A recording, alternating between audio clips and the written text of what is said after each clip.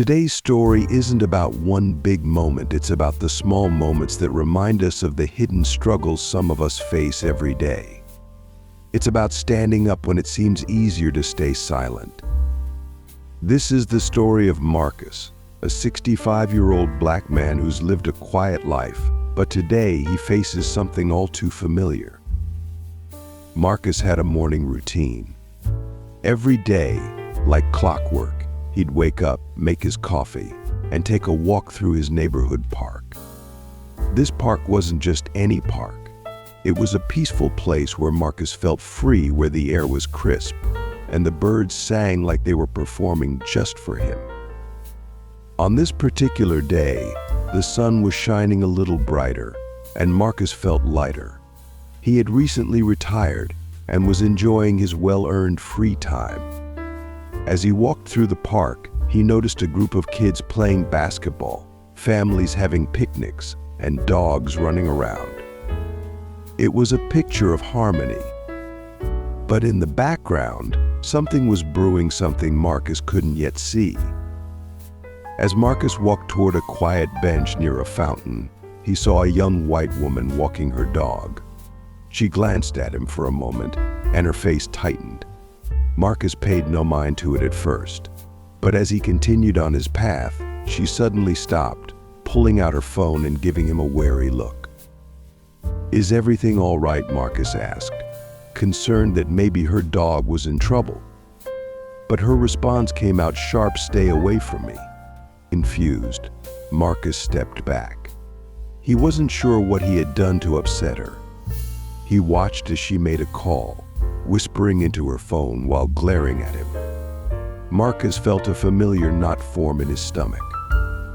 Before he could think of walking away, a police car pulled up to the park, and two officers stepped out.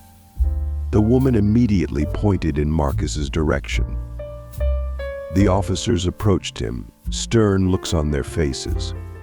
"We got a call about a suspicious man in the park," one of them said. Marcus, a man who had always prided himself on keeping his calm, felt his heart race. "Suspicious? I'm just out for a walk," he replied, trying to keep his voice steady. The officers weren't convinced. They started asking him questions: where he was going, what he was doing, why he was in the park alone. Marcus was no stranger to these kinds of interactions, but it didn't make them any easier. As he tried to explain himself, other park-goers began to stop and stare. Parents pulled their children a little closer, and people whispered amongst themselves. The peaceful park was no longer a place of tranquility. It had become a stage for something far uglier. As Marcus stood there, being questioned for simply existing, his mind flashed back to similar moments in his lifetimes when he was followed in stores, times when people crossed the street just to avoid walking past him. He had always tried to rise above it, but now, in his golden years, it felt exhausting. He thought about the lessons his father taught him as a young boy growing up in the 1960s. "Always be polite, son. Never give them a reason to escalate," his father had said. But here he was, doing everything right, and yet it wasn't enough. Just as Marcus was about to resign himself to this unfair treatment, something unexpected happened. A young black man, maybe in his late 20s, approached the scene. He had been recording the interaction from a distance and now stepped forward. "Excuse me, officers," the young man said, holding up his phone. "This man hasn't done anything wrong. I've been watching the whole thing. You're harassing him for no reason." The officers looked at each other, clearly uncomfortable now that they were being recorded. The woman who had made the call shifted nervously as the young man continued to speak. "This happens too often," he said. "You assume things about black men just because of the color of our skin. You can't keep doing this." Marcus felt a surge of emotion. For so long he had faced these moments alone, but here was someone standing up for him, someone from a younger generation, refusing to let this slide. What happened next was even more surprising. Several other people in the park, black, white, and everything in between, began to approach. They hadn't all seen what had happened, but they knew enough. They knew this wasn't just about one man. It was about all the times people like Marcus had been targeted, all the times injustice had been swept under the rug.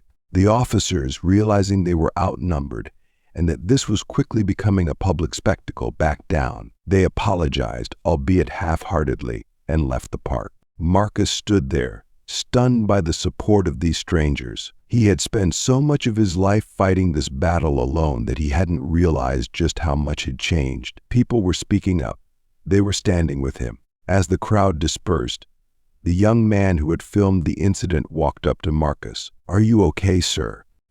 Marcus smiled, though it was a weary smile. "I'm all right, thanks to you." The young man shook his head. "No, thanks to us. We're in this together." Marcus walked home that day with a renewed sense of hope. The fight wasn't over, far from it, but he wasn't fighting alone anymore. And maybe, just maybe, the next generation would finally be the one to turn the tide.